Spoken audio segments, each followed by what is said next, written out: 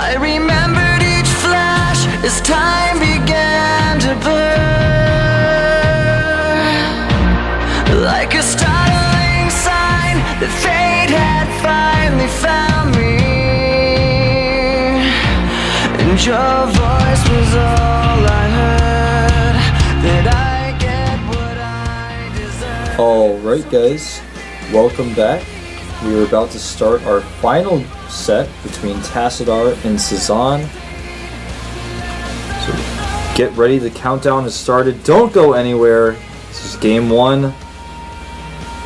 This is the GSL Code round 32.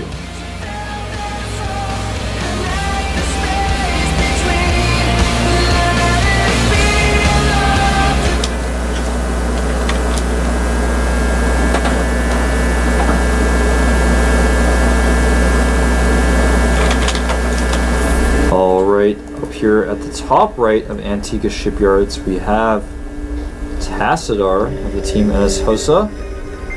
Over here at the bottom left, we have OGS Cezanne, a player who's managed to stick around for quite some time yet. And we saw Cezanne play last week, actually, and triumph over his opponent. We'll see if he can do it against Tassadar here. I personally feel that Tassadar's PVZ is his worst matchup. I think it's the matchup that he's the most vulnerable in, the matchup he understands the least, etc., etc. Not to say that he's bad at this matchup, but I think it's definitely his weakest matchup, and I think for that reason, Cezanne's got a pretty good chance here, especially at these positions, where cross positions is going to be a force fast expander, perhaps the Nexus first from Tassadar. And Cezanne may decide to go for a hatchery first. I don't think we'll see that though. I think we'll see gas, pool, maybe a 14 extractor, 14 pool, something like that. Especially now that this probe is here. You can't go hatchery first if the probe is in your base. He's not going to let you. So, we'll see what Cezanne chooses. Going up to 14 drones here, and it's going to be pool first. There it is. And in reply, Tassadar makes a forge. Go ahead and do a little bit of blockage here with his probe. May make the pylon, but I don't think he'll make it. When your opponent goes pool first, the Zerlings will be out long in time to deal with that pylon, should you choose to make it. We'll see though. I like this music in the background. Really fitting for this drone chase, and does decide to block with the pylon. And it does delay the hatchery significantly, because otherwise it would be starting right now. He's going to have to make a few Zerglings. You don't normally see this, but as it delays the hatchery, it does delay the Nexus. So, have a double-edged sword there. Now, he's forced to make 4 Zerglings. He cancels it. Probably will not block again, but wouldn't put it past him after blocking that first time, so he's going to finally go home. Photon cannon on the way, no gateway just yet for Tassadar. And the Zerlings get here, they see no pylon. Finally, says Cezanne, I can take my natural. Tassadar isn't done yet though.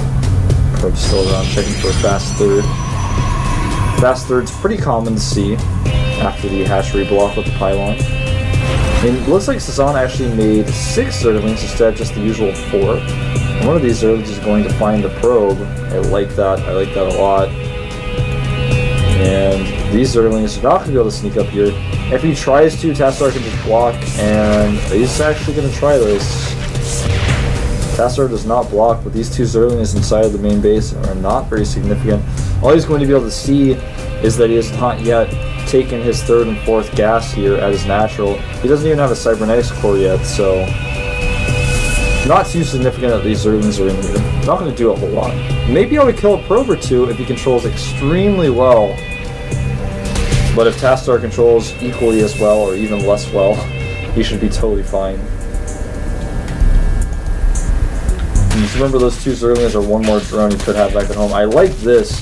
Tassadar has 1 pylon, very undefended. He may actually even be able to get this pylon. It's getting pretty low.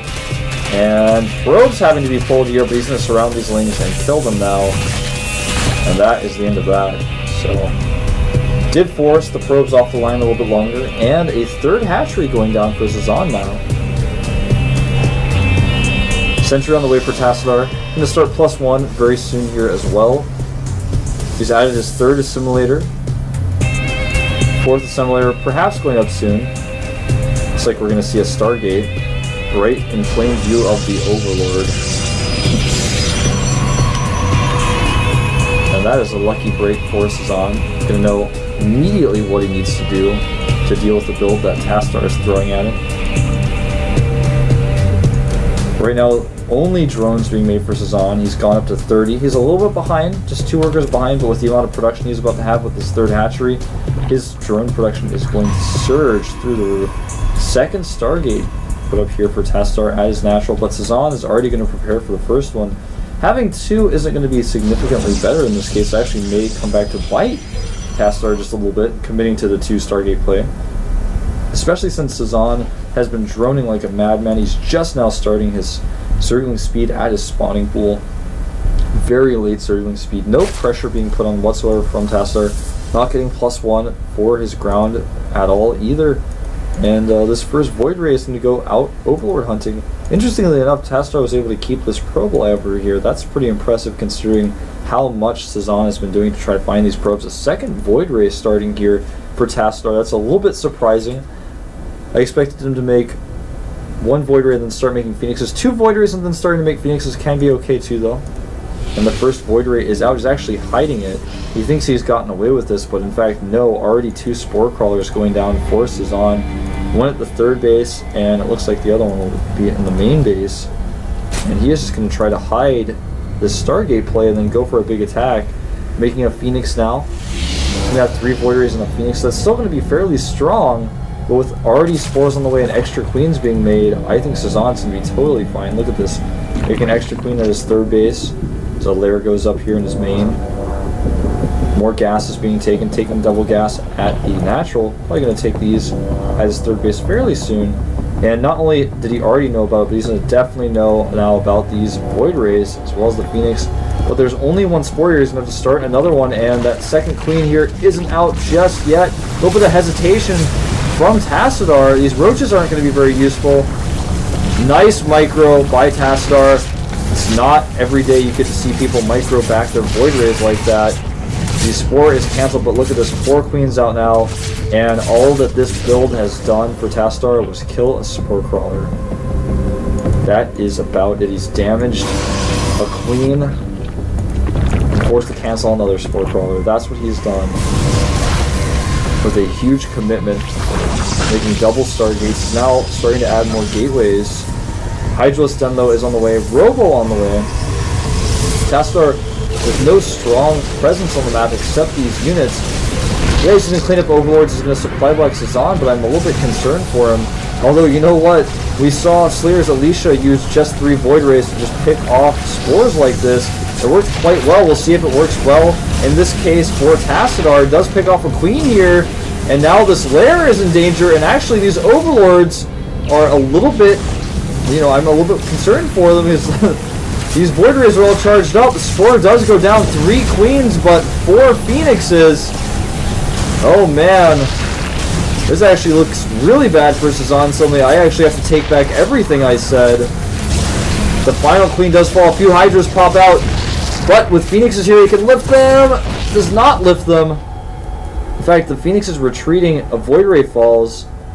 And that was a scary moment for Cezanne, but he's still held. Excuse me.